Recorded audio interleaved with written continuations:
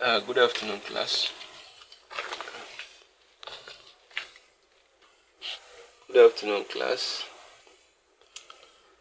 Our lecture today is on GNS 212, formerly GST 102, which is philosophy, logic, and human existence. Formerly, it used to be Introduction to Philosophy and Logic, but now it is Introduction to Philosophy, Logic, and Human Existence. So GNS 212. Now, the course outlines are as follows. The first thing we shall discuss in the course of our class is the concept of philosophy. The concept of philosophy to enable us to understand what we mean by philosophy, logic, and human existence. Then, secondly, we'll discuss the brief history of philosophy. It is ideal for us to understand the brief history of philosophy because it will enable us to know where the discipline is coming from, the impacts it has made, and the subsequent lessons to derive from it. Then we also discuss the nature and problems of philosophy. Nature and problems of philosophy. Then that will be followed by the branches of philosophy. The branches of philosophy. Then the schools of thought in philosophy. Schools of thought in philosophy. The methods of philosophy. That's the next. The methods of philosophy. The relationship between philosophy and logic. The next is the relationship between philosophy and logic. Then logic and its related terms. We'll discuss logic. We need to understand what logic is all about and all the related terms associated with logic. It's essential that we know. Then that will be followed by the laws of thought. The laws of thought. Thinking has rules. We do not think in isolation. And so there are certain rules that a proper thinking must obey in order to make sense. So we'll consider laws of thought. Then after that, we'll also discuss the proposition. The proposition. There are different types of propositions. So we'll examine them one after the other. That will be followed by the syllogism. The syllogism. Syllogism is spelled S-Y-L-L-O-G-I-S-M. The syllogism. Then the last but not the least on our content will be fallacies or errors in reasoning. Fallacies or errors in reasoning. So that is the course outline for our study. And having said this, we'll now focus on the lecture proper. But before I do that, let me begin by introducing myself. My name is Dr. Chekwa Sokori from the Department of Philosophy at the University of Abuja. By the grace of God, I'll be the lead lecturer in this course.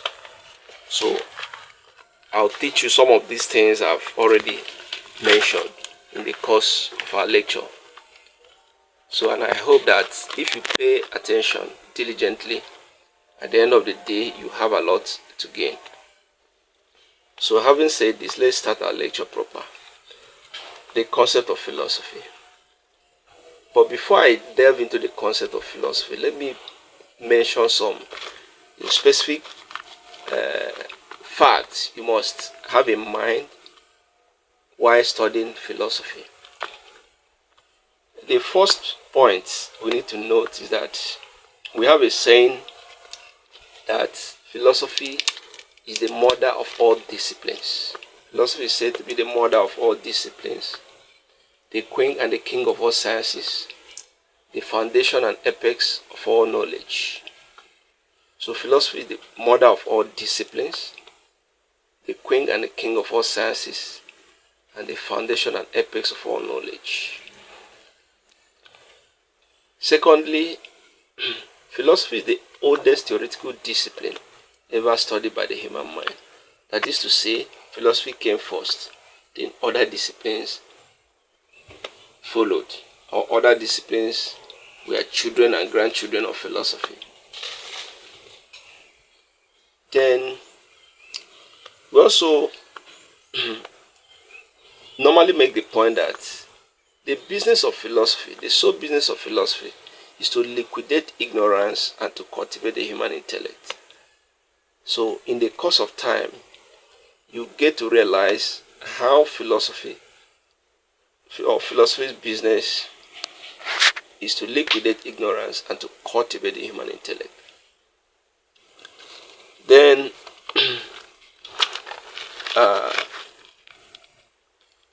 we also note, in addition, that philosophy, having given birth to several other disciplines, that is to say, being the mother of all disciplines, has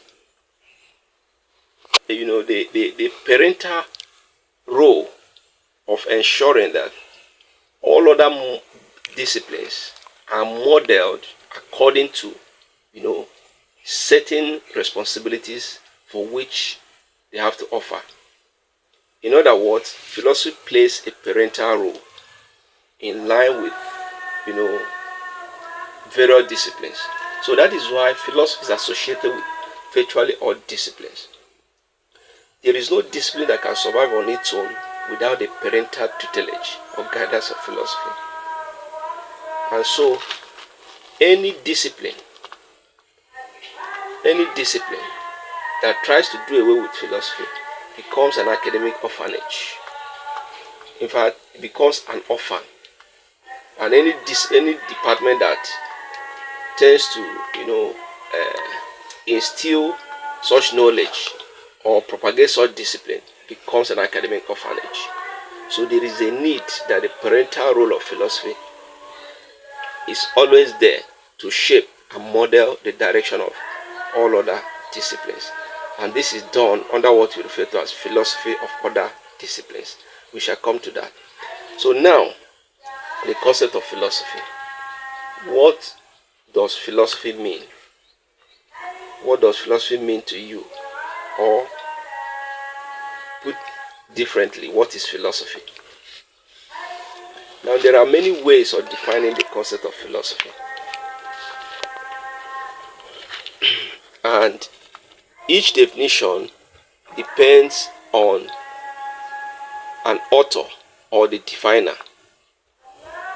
But there are certain basic characteristics or features for which every good definition of philosophy must bear. Now, the first definition given to philosophy, by the ancient Greeks or the Greeks of old, is that philosophy is the love of wisdom. They define philosophy as the love of wisdom.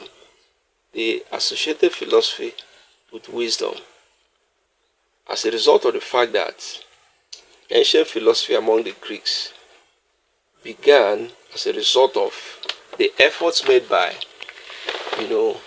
certain prominent men of that era. Those of Miletus, Anaximander, and Anaximenes, who were later considered by Pythagoras as very wise men. And so Greek history made us to understand that as a result of the efforts of these three men, Thales of Miletus, Anaximander, and Anaximenes, that philosophy became associated with wisdom. And so they defined philosophy simply as the love of wisdom. The love of wisdom. But that is around the 6th century BC, at which point philosophy was said to have begun. Now, the definition of philosophy around the 6th century cannot remain the same definition of philosophy today, because philosophy keeps progressing, it keeps evolving from one stage to another, from one historical epoch to another, and from one stage of development of human knowledge to another. So as a result of that, we cannot say that the same definition given by the ancient Greeks of the 6th century would remain the same definition of philosophy today. But it is not wrong to say that philosophy is the love of wisdom, because that was the first theoretical definition ever given to philosophy. But having said that, there are as many definitions of philosophy as possible. In fact, it is often said that philosophy does not have a universally acceptable definition. So that is a point for us to note. That philosophy does not have a universally acceptable definition. Meaning that philosophy has been defined or has been defined in various ways. And these various ways depends on who is defining philosophy at any point in time. The definition of philosophy given by the ancient Greeks might not be the same thing as the definition of philosophy given by some African philosophers or some British philosophers or some German philosophers, as a result of so many factors. One of which is, one, when defining philosophy, one needs to consider the age or the period in history a person is defining it.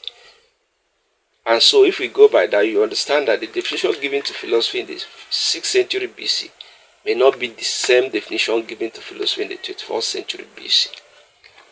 Secondly, every philosopher is a child of his own culture. That is to say, philosophy evolves from particular traditions or cultural backgrounds. And so, the cultural background or tradition of the Greeks might not be the same thing with the cultural background or tradition of the Africans or the British. As a result, cultural influences affect the definition of philosophy. Thirdly, philosophy, in fact, the greatest problem of philosophy, they say, is philosophy itself. This is because it is not always easy to define a discipline. And so, every discipline has a problem of definition, including philosophy itself. So, if you put, then the fourth point to note also, which is an issue that affects the definition of philosophy, is that there are several areas of specialization in philosophy. As such, it is not always easy to combine several areas of philosophy when one is defining what philosophy stands for. For instance, in philosophy we have several areas of specialization such as metaphysics, epistemology, ethics, logic, or philosophy of other disciplines. Now, no philosopher can claim to be a specialist in all the fields of philosophy. As such, he has to choose specific areas in which he has interest. As such, the definition of philosophy given by an ethicist might differ from that of an epistemologist, or differ from that of an ontologist, or that of, maybe a historian of philosophy. So, as a result of areas of specialization, when philosophers define philosophy, they may not use the same terminologies. They may not appear the same, especially to the amateur. But the bottom line is there are certain characteristics or features which a good definition of philosophy is supposed to have. And as long as these features or characteristics are found in those definitions, they represent a good definition of philosophy. So, that is the point. Now, philosophers have defined philosophy in various ways. For instance, Plato defined philosophy as the knowledge of forms, or the knowledge or the understanding of the forms, because Plato, for instance, believed that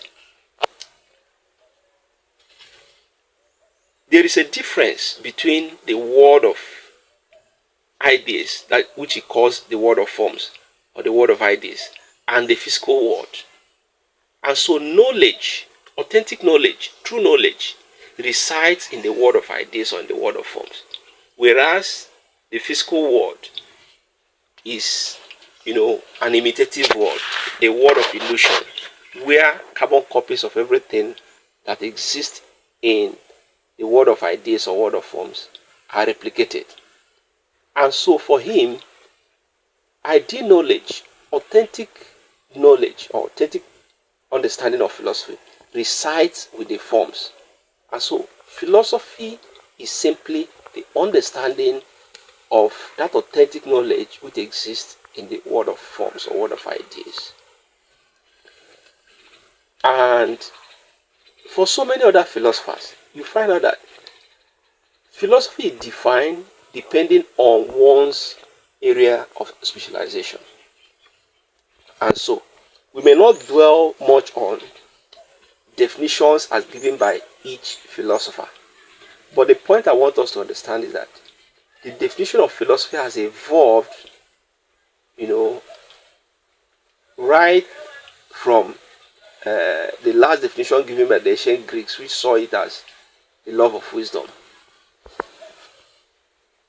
After the ancient Greeks, the medieval philosophers who were interested in, the search for the ultimate, saw philosophy, precisely as the knowledge or understanding of, ultimate reality. So for them, ultimate reality was a basic issue of their time, which they sought to know and to understand. And this ultimate reality, of course, theologians will say, is the knowledge of God, authentic knowledge of God.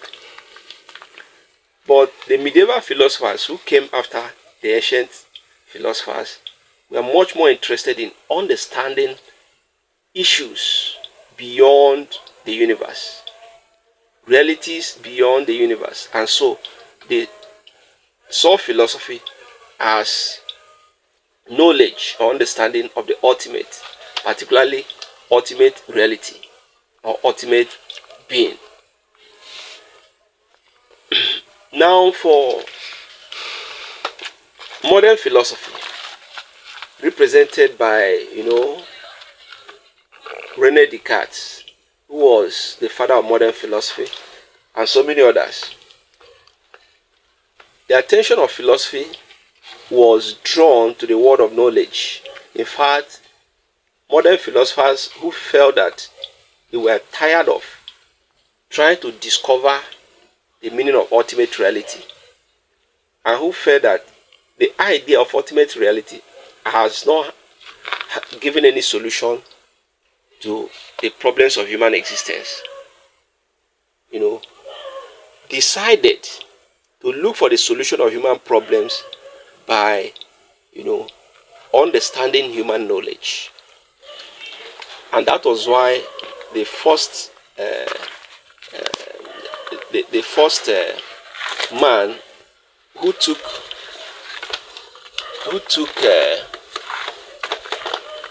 or who did a serious work in that direction, Francis Bacon, made the famous statement that knowledge is power. That belief by Francis Bacon that knowledge is power ushered in a new era of thinking and new era of philosophy in the modern period. And so philosophers began to search for the meaning of human knowledge. So the direction of philosophy was turned to the realm of human knowledge. And so when you ask philosophers of this era, what is philosophy? They will simply define philosophy as the theory of knowledge or the understanding of human knowledge. Now, after modern philosophy, contemporary philosophy began to pay attention to, the problems of human existence, particularly because this set of philosophers felt that despite the wealth of human knowledge, human problems have remained unresolved. And as such, they were trying to make, efforts in seeing if human problems could be resolved by dealing specifically with, issues around human existence. And so